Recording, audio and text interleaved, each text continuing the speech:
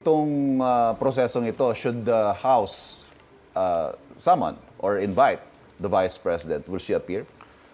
Ang posisyon namin ay kung kinakailangan, no? We still have to see how unang-una hindi natin alam kung paano magiging mode. Kung yan ba ay mare-refer sa Committee on Justice, yan ba ay katulad dati na dadaan sa 1/3 vote, no? Pero titingnan natin kung ano ang magiging pag-handle nitong impeachment complaints laban sa Vice Presidente. At kung kinakailangan, kami naman bilang abogado, of course, we will have to advise her, no, based on our strategy kung pupunta ba siya o hindi ba siya pupunta. So I think right now, although I'd like to, of course, give you a direct answer, we cannot really do that as of the moment. We'll see first how the developments unfold. And we will, of course, it's our job to advise the Vice President kung ano yung mas magandang gawin. Ito rin yung sinasabi ng isa sa mga nag-endorse, si Congressman Sendanya. Ang sinabi niya, hindi ito pwedeng masasabing ni-refile lang because she never answered these allegations in the first place. Hindi pa niya nasasagot, so dapat sagutin niya.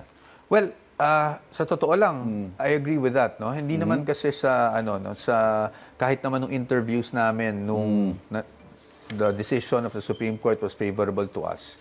Parati naming sinasabi na yung word na vindication, parati kasing fina-float around yan. We never claimed that the win in the Supreme Court was a vindication. Yes. Because ang nasaad lang doon yung tamang proseso ng paghahain or pag-i-initiate ng impeachment complaint. Pero ayon doon sa allegations naman on the substantive part, yan ay kailangan din nating harapin. So, at yan naman ang prepare ng defense. It's to be able to provide the proper defense at para masagot na kung ano man tong mga aligasyon laban sa kanya. Can you tell us, Attorney, si VP Sara ba gustong-gusto na niya sagutin to? Para matapos na. Kasi it's been lingering for all these months or years even, itong mga aligasyon na ito. Gusto na ba niya ito matapos at gusto na niya sagutin? Sa totoo lang, yes. In fact, hindi lang to ngayon. Pero even last year, nung nag-file kami sa Supreme Court, doon pa lang, no, sa mga pag-uusap namin, sinasabi na niya na sagutin na natin, why don't we go to trial? Pero syempre, bilang mga abogado, we saw some infirmities. No? And it is our duty to at least protect her best interest. Pagdating naman dito sa mga infirmities, this is not just for the Vice President. This is for all impeachable officers, no? Para ma-lay down yung tamang guidelines kung paano ba initiate ang isang impeachment complaint. Pero mabalik tayo sa tanong mo, definitely yes.